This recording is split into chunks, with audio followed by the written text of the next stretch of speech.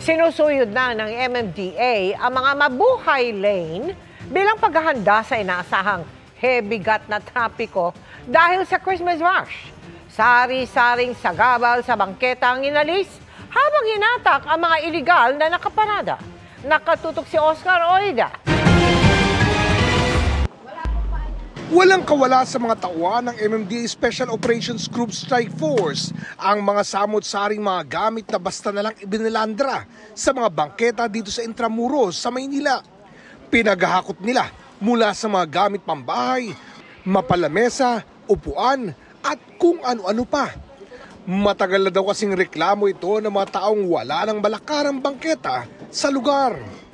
For one, nirequest po ito ng Intramuros Administration. Ang goal nila dito is to ensure na yung mga turista, lalo na ngayon, Christmas season, marami tayong mga tourists A lot of visitors will be visiting Manila. So isa po yan sa heritage site, tourist attraction na pinupuntahan. And what we want to do is to promote it even further.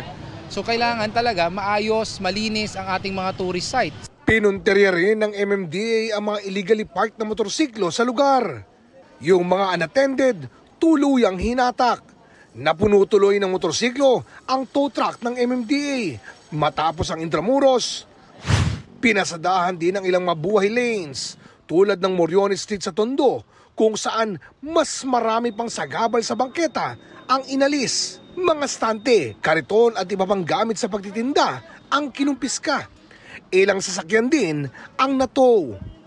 Sa Honorio Lopez naman sa Tondo pa rin, mas marami pang ibang sasakyan ang nahatak. Ayon sa MMDA, napakahalagang matiyak na unobstructed ang mabuhay lanes, lalo't alternate route ito ngayong Christmas rush.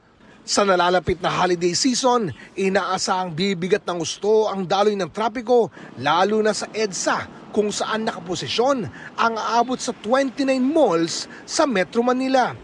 Asahan raw na sa mga susunod na araw ay tuloy-tuloy lang ang mga bantay sa gabal operations sa iba pang mabuhay lanes. Mamanduhan din daw ng kanilang mga enforcers ang mga critical areas para matiyak na naisasaayos ang mga daloy. At di naman daw sila nag-iisa sa misyong ito.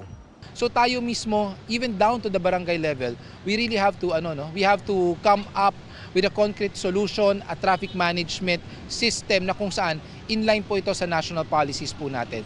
Sa kahabaan ng Chino Roces Avenue, masikip pa rin ang daanan ng mga pedestrian sa dami ng nakaharang.